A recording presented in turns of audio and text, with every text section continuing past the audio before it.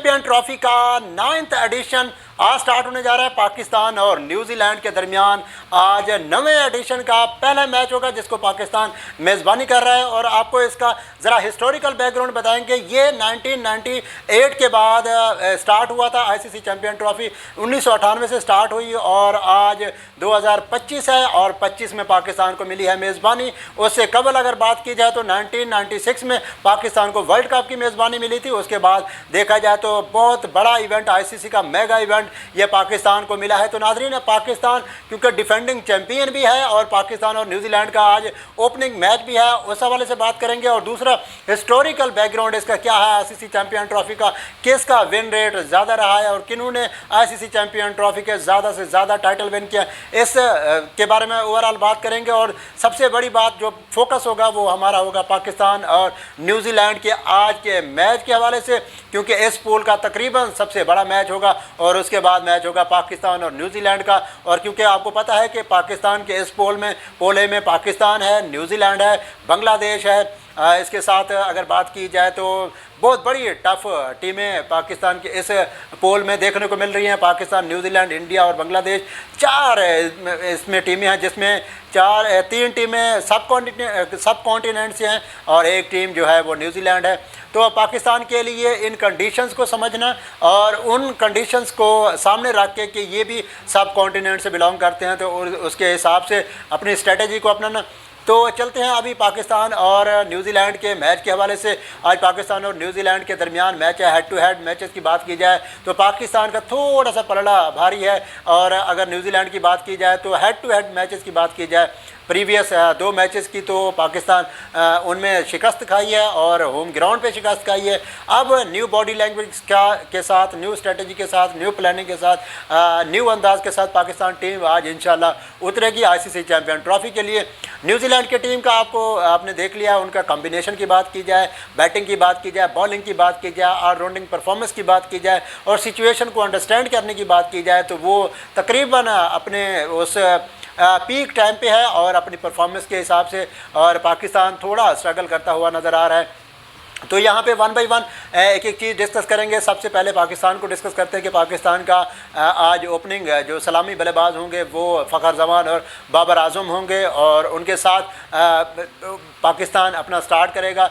उसके बाद जो होगी वो थोड़ी सी हमारी बैटिंग शफल हो सकती है जिसमें रजवान 1 डाउन भी आ सकते हैं, लेकिन जो ज़्यादा चांसेस हैं वो 2 डाउन और 3 डाउन पे आने के हैं क्योंकि उससे पहले कामरान गुलाम भी हैं और सलमान अली आगा भी हैं।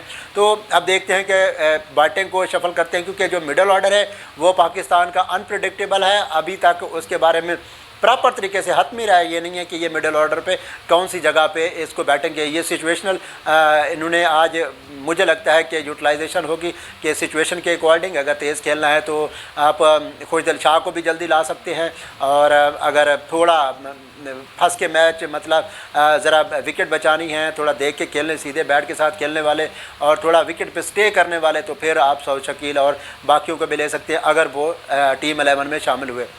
उसके बाद बात की जाए तो रिजवान जो कि कैप्टन है पाकिस्तान टीम के और लीड कर रहे हैं फ्रॉम द फ्रंट और उनकी प्रेस कॉन्फ्रेंस ने जो थोड़ा सा अभाम पैदा किया है क्योंकि जब उनसे पूछा गया कि आईसीसी चैंपियन ट्रॉफी के लिए हारिस रऊफ़ की फ़िटनेस के बारे में आप क्या कहते हैं क्योंकि वो फिट हैं कि नहीं, ये मैच खेलेंगे कि नहीं, तो उन्होंने कहा है कि हारिस रऊफ़ 80% जो हैं वो फिट हो चुके हैं। अब पता नहीं ये कौन से पैमाने पर चेक करते हैं जहाँ पर 80, 70, 90% बताते हैं।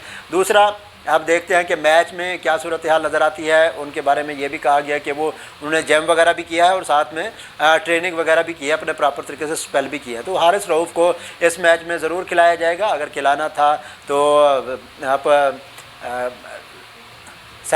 सैम अयूब को भी खिला सकते थे लेकिन उस पर रिस्क नहीं लिया गया। हारिस रऊफ़ के बगैर 11 उतरेगी नहीं क्योंकि हसनैन की जिस तरीके से पिटाई हुई है और उसके बाद आपने राना फ़हीम अशरफ को भी खिलाया है और आपने देखा है कि आपका बॉलिंग तकरीबन एक्सपोज होते जा रही थी क्योंकि हारिस के बगैर टीम नहीं उतरेगी। तो चलते हैं आगे फिर न्यूजीलैंड के 11 की साइड पे या उनकी कॉम्बिनेशन के ऊपर बात करेंगे क्योंकि उनकी जो बैटिंग लाइन है वो उसकी जो डेप्थ बैटिंग लाइन बड़ी कमाल डेप्थ लाइन बैटिंग लाइन है और उसके साथ साथ मिडल ऑर्डर पे ज़्यादा इन्हिसार उनका रहा है।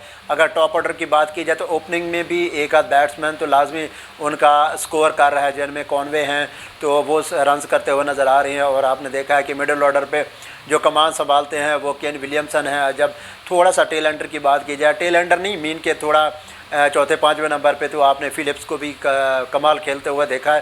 तो उनकी डेप्थ बैटिंग भी है और डेप्थ बॉलिंग भी है। और तीसरी सबसे बड़ी बात अगर न्यूजीलैंड के हवाले से बात की जाए उनके प्लस पॉइंट की, तो उनके पास आपने देखा है काफ़ी लंबे चौड़े बॉलर, मीन के काफ़ी हाइट से उछाल से बॉल करने वाले और 145 के अराउंड अबाउट बॉलिंग करने वाले बॉलर उनके पास मौजूद है। हाँ, ये ज़रूर है कि उनके पास थोड़ा एक्सपीरियंस की कमी है as compare to Pakistani fast bowling attack है जो। और स्पिनर में उनकी जो डोमिनेटिंग रोल रहता है, सनटनर है, ब्रेसवेल हैं, तो वो उनकी बॉलिंग स्पिन बॉलिंग जो अटैक है वो काफ़ी अच्छा देखने को मिलता है। और आज देखते हैं कि पाकिस्तान और उनके न्यूजीलैंड के दरमियान क्या उनकी स्ट्रेटजी रहती है। ओवरऑल पिछले 2 मैचों को देखा जाए तो उन्होंने काफ़ी डोमिनेटिंग क्रिकेट खेली है, काफ़ी एग्रेसिव क्रिकेट खेली है और समझदारी का मुजाहरा करते हुए खेले। तो नाजरीन, अगर न्यूजीलैंड के वीक पॉइंट की बात की जाए जिसको पाकिस्तान सही से यूटिलाइज़ कर सकता है, उसके एक ये मेरे ख्याल से कि उनके पास एक लेग स्पिनर नहीं है। अगर इस में उनका कोई पार्ट टाइम भी चाहे लेग स्पिनर होता तो उसका भी ये एडवांटेज ले सकते हैं, क्योंकि सब कॉन्टिनेंट की पिचेस स्पिनर्स को काफ़ी सपोर्ट करती हैं। और फास्ट के लिए स्टार्ट में थोड़ा सा अगर मिल जाए तो ठीक, अदरवाइज़ आपको फिर रिवर्स स्विंग पे फोकस करना पड़ता है।